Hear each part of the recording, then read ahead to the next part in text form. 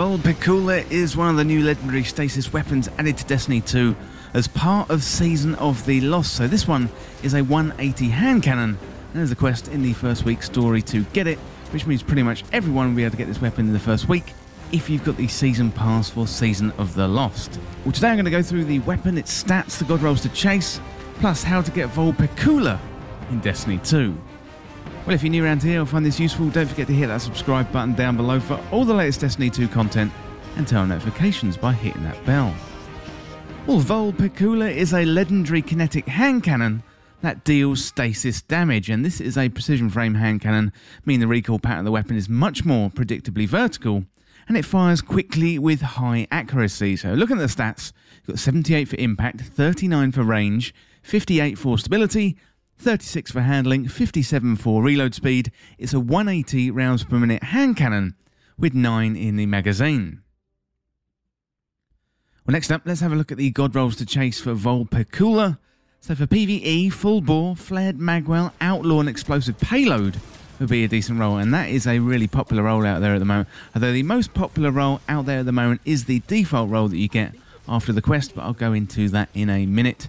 But full bore gives you more range, but you do give up some stability and handling. Flared magwell gives you plenty more reload speed and a little bit more stability. And outlaw gives you decreased reload time in exchange for precision kills. And explosive payload creates an air of effect on impact. So for PvP, fluted barrel, steady rounds, killing wind and opening shot would be a decent combination. So fluted barrel gives you more stability and greatly increases handling, and steady rounds gives you even more stability, when killing wind is great in PvP for that increased mobility, range and handling after a final blow, and opening shot improves accuracy and range on the first shot of the attack. Well, next up, the all-important information for how to get Vulpecula in Destiny 2. So to get Vulpecula, you want to complete the quest Tracing Stars 1. So you're going to get access to this quest by picking it up from the Wayfinder's Compass in the new Awoken area to the right-hand side of the helm. So what I did was complete the Wayfinder's Voyage 1 quest, where you have to successfully complete the new seasonal activity Astro Alignment, and when I finished up the Tracing Stars 1 quest was available for me at the Wayfinder's Compass. So Tracing Stars 1 is split into a few parts, and you are going to need to go on a bit of a scavenger hunt for this one. So first of all, you have to go and speak to Mara Sov. So from where you picked up the quest on the Wayfinder's Compass, head up to your right through the portal and you'll meet Mara there. After a brief conversation, Mara will send you to the Dreaming City to collect 5 Atlas SKU items. So what you want to do is head on over to the Dreaming City, and each location has a cryptic message on it that describes the location, but it doesn't really tell you exactly where it is. But no worries, I've got all the locations here in this guide, and I did do a full-length video explaining how to go to each location, so go and check that one out if you want a more in-depth tutorial on how to get each one. Here, I'm just going to show you the locations.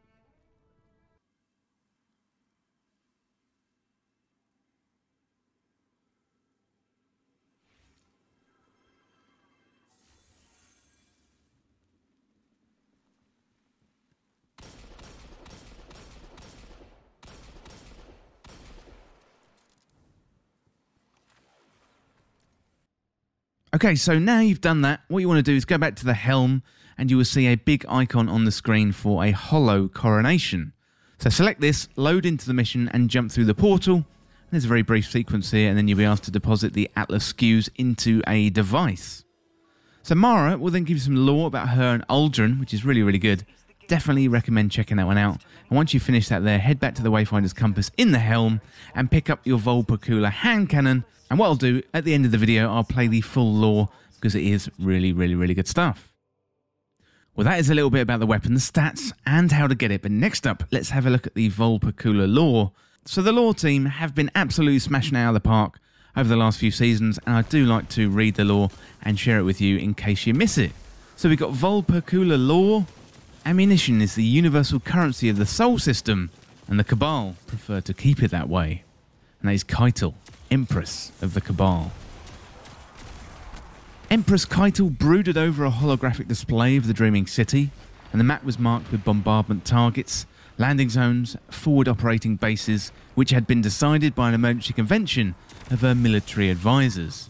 Now all that remained was for the Empress to order the attack.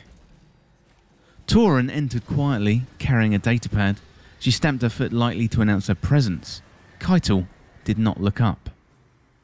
"As a princess," the Empress said, "I heard many stories of the Awoken from my father's Mythkeeper, stories of spaces beyond time, of the dragons that bent reality, stories of a whole city built by wishes." She sliced the air with her tusks in annoyance. It would be a waste to destroy it. But perhaps a strategic necessity. Tauren bent both knees slightly and held up the datapad, indicating a discovery. Lord Saladin approached us on behalf of the Vanguard. He confirms what we already suspected. Savathun, the Witch Queen, is in the Dreaming City. A captive? Keitel looked up. Tauren thought she detected a concealed note of hopefulness in the ruler's tone. "It's unclear." Tauren clicked her teeth in equivocation. "Informants on the ground report that she's confined, but the Scions insist she travelled there of her own free will to escape Xivu Arath." "A voluntary prisoner?" Keitel glowered. "It smells of hive trickery." "It does, my Empress." Tauren lowered her brow in deference to her ruler's mood. "However, Morozov is powerful and no stranger to subterfuge. It's fair to assume she has a plan in place." "So does Savathun." Keitel clicked off the holographic display. Darkness rushed across the room. Tauren could see the consequences of such a decision weighing heavily on our ruler's brow. Then suddenly, the weight lifted. The Empress had decided. "Have Lord Saladin return Zavala with a message." Well, really interesting stuff there. And you can see the cracks already forming in the partnership between the Vanguard and the Cabal. And I'm sure that is just going to carry on later on in the season. But let me know down in the comments what you think of the Vulpecula hand cannon, and let me know what roles you've got. Well, that is it for this guide for how to get the Vulpecula in Destiny 2. And as always, thank you so much for watching. For more Destiny 2 content like this, hit that subscribe button down below and subscribe to This Week in Video Games. If you want to join the community, check out the Discord link in the description, or you can follow me on Twitter at TWIVG Podcast. If you enjoyed this video and found it useful, liking and sharing the video would really help me out. Otherwise, check out the other videos on the channel. Thanks again. I'll see you soon. Approach, Guardian. I have an awoken tale to tell you. One my brother recited to our people's children quite often.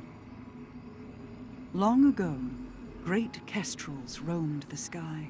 They built ornate nests in the heavens like conquerors. But in their arrogance, they ignored whispers of storms on the wind. Until one day, one such storm swept over them. It collapsed the heavens, drowned their nests. So they fled, and the storm pursued them. Most died, but a fated few washed upon the shores of a great hollow oak. There, a mother kestrel guarded her clutch, 2 shells, bonded inseparably. A daughter, Riga, a son, Agar. Their hearts beat in unison. And they grew. Riga, intuitive and cunning. Agar, loyal but adventurous. Knowing they would one day wish to leave the hollow to face the storm, their mother plucked feathers from her plumage, and one from each child. For Riga she crafted a crown to keen her mind, centered by Agar's luminous feather. For Agar, she crafted a scepter, cored by his sister's obsidian feather to guide his spirit. There is truth in this tale. The scepter and crown, they are real. One I already have. The other, you will retrieve for me. When you return, I will tell you the rest.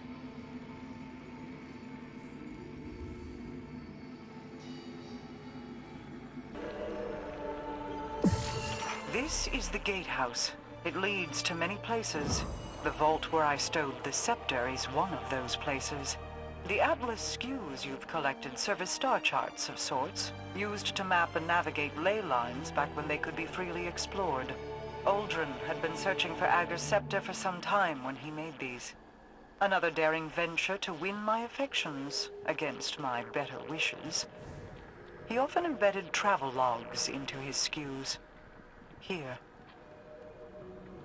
Sister, I wonder when the spies you have followed me will find these.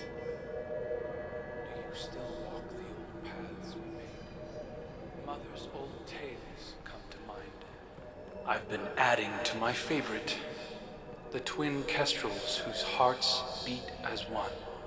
You'll have to tell me what you think when I return with the scepter. Mother Kestrel watched perfect daughter Riga as she plotted the infinite paths of the Hollow, as if concocting a plan for each way it could grow. But with her son Ager, Mother instead held him tight beneath her wing in the Oak's Hollow. She pointed starward and whispered warnings of dangerous storms and cosmic sojourners that carved chaos in the sky. The beautiful depth of the dark spots caught his eye. His imagination was arrested by them. Ager struggled against his mother's wing, yearning to leap from the tallest branch and soar to see the storms for himself. But Mother Kestrel's talon caught him. She scolded him to never leave the canopy. She held him in crushing closeness and vowed not to show him the stars again. He grew to resent her protection. If it is still unclear, the twin kestrels represent Uldren and myself. Their mother is Osanna Sav. Uldren found Osanna's prescriptions restrictive. I never considered her a mother myself, but her dreams of foresight interested me. We both saw calamity looming, Osanna and I. In the distributary, where the Awoken were born, we were eternal. Osanna would hide there forever rather than face the enemy. When we left to form the Reef, many chose to hide with her. You're done here. I'll send for you when more skews reveal themselves.